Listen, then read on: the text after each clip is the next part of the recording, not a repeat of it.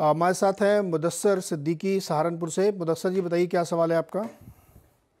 हाँ जी, तो मेरे पास यस बैंक के शेयर है 21.65 से 600 शेयर है सर, क्या करना चाहिए अभी? या अभी हाल फिलहाल में खरीदे क्या? सर मैंने अभी ये लगभग 15 दिन पहले खरीदे हैं सर, बिफोर 15 डेज। 15 दिन पहले खरीदे हैं। 35 पैसे भी नीचे है इनके भाव से। यस बैंक, बहुत लोगों की दिलचस्पी है इसमें, क्या करें? हाँ जी। दिलचस्पी फायदे में बदलेगी क्या? अरे बहुत लोग की दिलचस्पी रहती है, क्योंकि जो छोटे स्टॉक्स रहते हैं, पेनी तो इसको नहीं बोलेंगे, अच्छा खासा स्टॉक है और अच्छे खासे इसके कभी भाव रहे थे, लेकिन ये पेनी स्टॉक बन गया था इन द मीन टाइम। तो आई थिंक लोगों को लगता है कि 20 रुपए वाली चीज 40 होगी तो भी बात वही है कि, या 30 होगी तो एक 50% रिटर्न बनेगा या 100% रिटर्न बनेगा, क्योंकि छोटा आइटम है तो लेवल्स दिमाग में जल्दी घुसते हैं। बट आई थिंक जब आप परसेंटेज रिटर्न देख रहे हैं तो किसी और स्टॉक में भी 30, 40, 50% सेम कॉल लिया जा सकता है। तो आई थिंक इनके पास क्योंकि ऑलरेडी ट्रेड है, तो मैं इनको यही बोलूंगा, ये जो अभी 18, 17, 50 से जो चला है, उस मूव में मोमेंटम अच्छा था, पीछे वॉल्यूम्स और डिलीवरीज अच्छी हुई हुई हैं 18 के आसपास। तो आई थिंक वो एरिया अब इसके लिए इंपॉर्टेंट हो जाती है, और क्योंकि ट्रेड ऑलरेडी ले लिया है, तो मेरे ख्याल से बार बार ट्रेड लेके अंदर बाहर होने में भी कोई अकलमंदी नहीं है। आई थिंक थोड़ा टाइम दें इसको।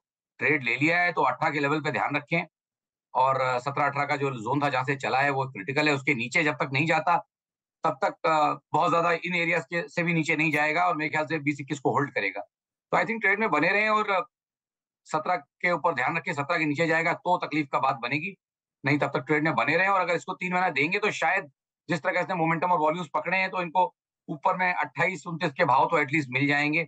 उसके बियॉन्ड तो मुझे अभी विजिबिलिटी नहीं आ रही है, बट 28, 29 के भाव मिल सकते हैं। 3 से 6 महीने का इसमें यहाँ पे टाइम देना पड़ेगा, और 17 का स्टॉप लॉस। 17 के नीचे जाएगा तो खतरे की घंटी बजनी चाहिए, और 28, 29, 30 यहाँ तक जा सकता है मुदस्सर, तो उस पर ध्यान रखिएगा, वहाँ प्रॉफिट बुक कर लीजिएगा। सरबजीत सिंह जी हमारे साथ नोएडा से जुड़ रहे हैं। सरबजीत सिंह जी, पहले तो ये बताइए, इतनी ज़बरदस्त ठंड में आप कर क्या रहे हैं इस समय?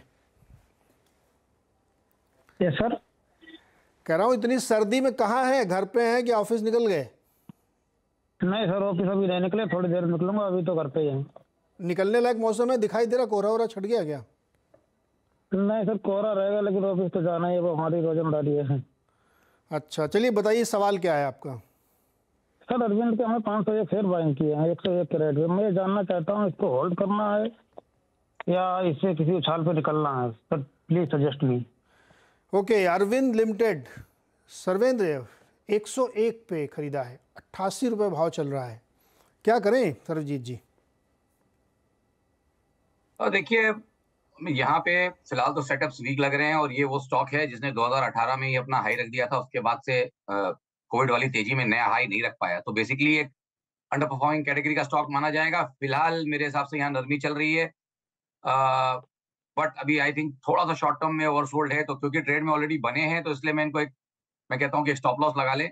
और मेरे हिसाब से जो इसने पीछे एक डबल बॉटम जैसा एक सेटअप बनाया है 82 के आसपास, वहां तक तो इसको तकलीफ नहीं है। बट अगर 82, 81, 82 तोड़ देगा तो 81 के नीचे स्टॉप लॉस रखें, क्लोजिंग ओनली। अगर 81 तोड़ेगा तो ये थोड़ा और खराब होगा, उस केस में इनको भेज देना चाहिए, शायद थोड़े लोअर लेवल्स पे इनको लेने के लिए मिले। बट फिलहाल ट्रेड में बने रहिए। 81 का स्टॉप लॉस रखिए, ध्यान रखिए क्लोजिंग बेसिस पे। अगर वो टूट जाता है तो फिर और नीचे जाएगा, फिर आपको उसके आसपास निकलना पड़ेगा। बता दें कि मनी कंट्रोल पर दिए गए विचार एक्सपर्ट्स के अपने निजी विचार होते हैं। वेबसाइट या मैनेजमेंट इसके लिए उत्तरदायी नहीं है। यूजर्स को मनी कंट्रोल की सलाह है कि कोई भी निवेश निर्णय लेने से पहले सर्टिफाइड एक्सपर्ट की सलाह लें।